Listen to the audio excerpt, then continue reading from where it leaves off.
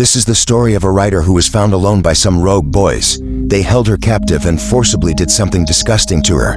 After that, we'll see what happens to her throughout the rest of the story. At the beginning of the story, we see a girl named Jennifer, who is a novelist. Since she is a writer, she was going to stay in a remote area away from the city so that she could finish her novel there. So first, she goes to a store and meets a man named Earl to get the key to her cabin from him. Since Earl is the owner of that cabin, he gives the key to Jennifer and also explains the way to reach the place. After going a little further on the road, Jennifer stops at a petrol pump to fill her tank. There, she sees two men staring at her. Their names are Andy and Stanley. Then a worker named Johnny comes and starts helping Jennifer. When Johnny asks where she is staying, she replies that she's staying in a nearby cabin. After that, Jennifer gives money to Johnny. Then, by mistake, her foot hits a bucket, which causes Johnny's pants to get wet. Seeing this, his friends start laughing. Jennifer says sorry to him, and then leaves from there. After that, she reaches her cabin, which is right in the middle of the forest. Once there, she starts writing. At night, while Jennifer is talking to her friend, she suddenly hears some noises behind the cabin. When she goes there, she finds a room with its door open. As she goes inside, she sees many tools and a box of poisonous powder. She quickly shuts the door of that room and returns to her cabin. Later, while writing, her clothes get wet by mistake, so she goes inside to clean it up. We then see someone watching her from the window. The next morning, while Jennifer is jogging, she finds an old, small house in the middle of the forest. When she goes inside, she sees that the house is completely empty and no one is there. She then comes back to her cabin and goes to the washroom, but when she turns on the tap, there's no water. So, she calls for help. A man named Matthew comes to her cabin to fix the pipe. After he fixes it, Jennifer happily kisses him on the cheek and thanks him.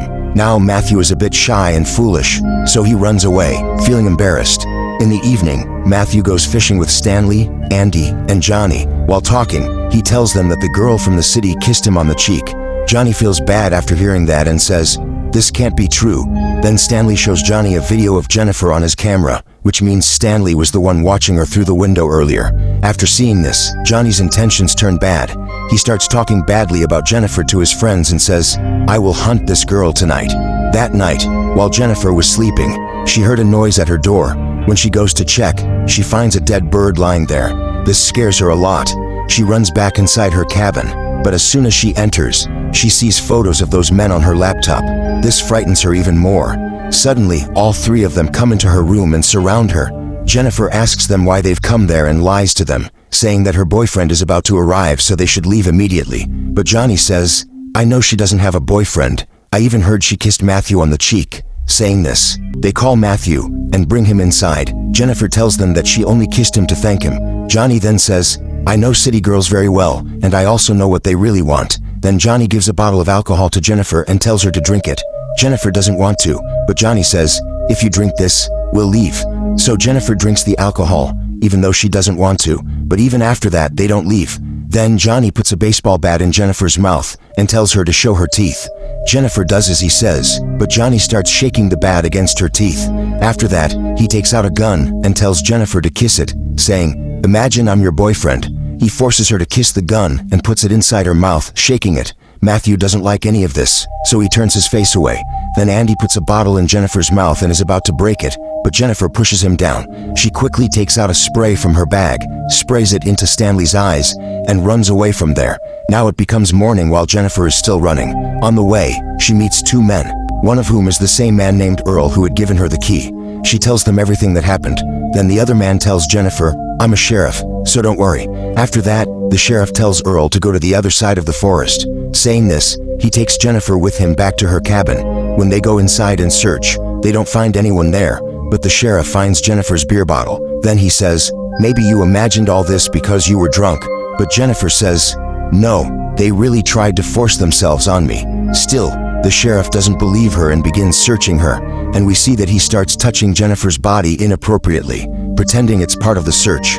Then the four boys arrive and start smiling at Jennifer. Seeing them, Jennifer realizes that the sheriff is also with them. The sheriff then starts misbehaving with Jennifer and begins hitting her. He says, "Now something very bad is going to happen to you." After that, Johnny grabs Jennifer and tells Matthew to take off his clothes. He says, "Today, I'll make you a man." Then Matthew starts undressing. After that, Johnny forcefully tears Jennifer's clothes, makes her lie down, and tells Matthew to abuse her. Then Matthew starts forcefully doing dirty things with Jennifer, causing her a lot of pain. She starts screaming. At that moment, the sheriff's daughter Angel calls him from home. She says that he should come home early today. The sheriff promises his daughter that he will return early. After that, they leave Jennifer there and go away. Now, after they leave, Jennifer somehow gets up and starts walking out of the cabin without clothes. But after going a little further, those 5 men came in front of her again and surrounded her because they still weren't satisfied. They grab her again and force her to lie down on the ground. Andy starts dipping Jennifer's face into the water. This time, the sheriff takes off his clothes and forces himself on Jennifer. Jennifer screams in pain, but those monsters abuse her one by one. When they are finally satisfied, they leave her. Somehow Jennifer gets up again and starts walking away. After tolerating so much cruelty, she becomes completely mad. Then, when she reaches near a bridge, all 5 of them come there again to kill her, but Jennifer jumps into the water. When they look for her, they don't find her anywhere. So they wait for hours, hoping her body will float up, but it never does. Seeing this, the sheriff tells them, "You all need to keep an eye out. If Jennifer escapes from here, we'll all be in trouble." Then he burns all of Jennifer's belongings, so that no evidence remains. That night, the sheriff goes to his house and meets his daughter. She surprises him by saying that she has been selected for the honors program. The next day, the sheriff goes to Earl and returns the keys to the cabin. Earl asks him, "Did that girl leave from here?" To which he replies, "Yes, she left." In the next scene, we see that all of them are still searching for Jennifer, but they can't find her anywhere. Meanwhile, Matthew is feeling very guilty about what he did to Jennifer. One day, Earl calls the sheriff and says that he received a call from Jennifer's sister. She was asking why Jennifer hasn't returned yet and whether something wrong happened to her. The sheriff replies, "No, nothing like that happened. She just left." The next morning, Stanley comes running to Andy and Johnny and tells them that his camera has been stolen. That camera had all the video clips of Jennifer. Hearing this, Johnny starts beating Stanley and says, "Why did you even need to record all that?" That night, while Johnny is at his house, he hears a sound at his door. When he goes to check, he finds a dead bird there. He thinks Stanley and Andy are trying to prank him, but he hears the same sound again. When he goes to check again, he finds one of Jennifer's slippers at his door. This scares him a lot. Then he hears another sound coming from the bushes. As he goes further, he finds Matthew's rubber bands lying there. Seeing this, he starts thinking that Matthew is the one behind all of this. The next day, we see the sheriff coming to his house, where his wife gives him a gift and tells him that someone sent it for him. Inside, there's also a cassette. When the sheriff takes the cassette in his hand and looks at it, he gets very scared. He then goes to the boys and starts beating Stanley, shouting, "Why did you even record that video?" Then Johnny says, "Someone was troubling me last night, and I know Matthew is behind all this because he feels guilty about Jennifer's death. That's why he wants to scare us."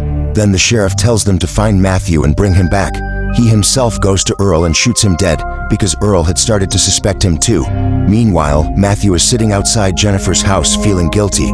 Then he hears Jennifer's voice, which makes him cry.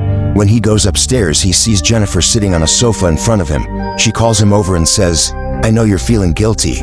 Then Matthew starts apologizing to Jennifer and says, "I didn't mean to do that to you." But Jennifer puts a rope around his neck and starts tightening it, due to which Matthew becomes unconscious. Andy and Stanley are searching for Matthew. While searching, Andy enters a deserted house, where he sees a mattress. Meanwhile, Jennifer appears in front of Stanley. When he sees her and tries to hit her, his foot gets caught in a trap. He starts screaming and calls out to Andy. When Andy arrives, Jennifer comes from behind and attacks him. Then she hits Stanley on the head too, knocking him unconscious. When Andy opens his eyes, he finds himself hanging in a bathtub with the help of a wooden stick. Jennifer turns on the water and starts filling the tub. She ties Stanley to a tree and starts recording a video of him while feeding him a rat. She puts a fishing hook in his eyelids and ties the thread to the tree so he can't blink. Then Jennifer goes to Andy, but Andy starts apologizing to her. As he begs for mercy, Jennifer says, "I came to you once with the same request, but none of you listened. Instead, you all took advantage of me." Then she dips his face in the water and says, "Now, I'm going to give you a very painful death." After that, she goes to Stanley and cuts open the stomach of a fish, takes out its flesh, and puts it in Stanley's eyes. Then she returns to Andy, pours acid into the water, and removes the stick from under him. As a result, Andy sinks into the acid-filled water, and his face begins to burn. Meanwhile, birds come near Stanley and start eating the flesh in his eyes. They even take out his eyes, causing him to die a horrible death. In this way, Jennifer kills both of them. After that, Jennifer goes to the petrol pump, where she attacks Johnny and kidnaps him. When Johnny regains consciousness, he finds himself tied up and without clothes. Shocked to see Jennifer standing in front of him, Jennifer asks, "Do you know what I'm going to do to you?" Saying this, she pulls out all his teeth one by one, causing Johnny immense pain. He starts shouting and cursing Jennifer. Hearing this, Jennifer says, "You're very proud of your manhood, but after today, you won't be." Saying this, she takes a pair of scissors and cuts off his machine, then puts it in his mouth. Johnny screams in extreme pain and dies on the spot. Meanwhile, while the sheriff is at work, his wife calls him and says, "A teacher from our daughter Angel's school has come." Then Angel also tells the sheriff, "My teacher is very nice. She's going to take me to the playground." But the sheriff says, "Let me talk to your teacher." Then we see that the teacher is none other than Jennifer, who has come there pretending to be a teacher. When Jennifer tells her name to the sheriff, he is shocked and says, "Please don't hurt my daughter." But Jennifer disconnects the call and takes his daughter with her. Later, when the sheriff reaches home, his wife tells him that the teacher took their daughter to the playground. Hearing this, the sheriff rushes to the playground and starts searching for his daughter, but he doesn't find her anywhere, so he gets back into his car to leave. Just then, Jennifer attacks him from behind and takes him away. When the sheriff opens his eyes, he finds himself tied up, and Jennifer has inserted his shotgun into his backside. In pain, the sheriff pleads with Jennifer, "Please don't kill me. Let me go." But Jennifer keeps pushing the shotgun in and out and says, "I felt the same way when you all forced yourselves on me like monsters." The sheriff then asks, "What did you do to my daughter?" Jennifer replies, "Your daughter is young and beautiful. How would she feel if someone forced themselves on her?" The sheriff angrily says, "If anyone tries to do that to my daughter, I'll kill them."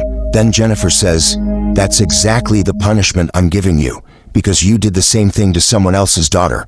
After this, Jennifer ties a rope to the trigger of the shotgun and connects the other end to the hand of Matthew, who is lying unconscious in front of the sheriff.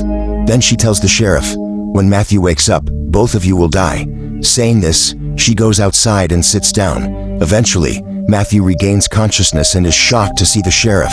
The sheriff tells him, "Don't move at all," but Matthew unknowingly moves his hand, which pulls the trigger. The shotgun fires. The bullet tears through the sheriff from behind and hits Matthew in front. Both of them die on the spot. Then we see Jennifer, who is finally happy after taking her revenge by killing all those monsters in a brutal way. And this is how the story ends. So friends, let us know in the comments if you want to see part 2 of this movie, and if you've watched the video till the end. Thank you very much. We'll meet again with another new story.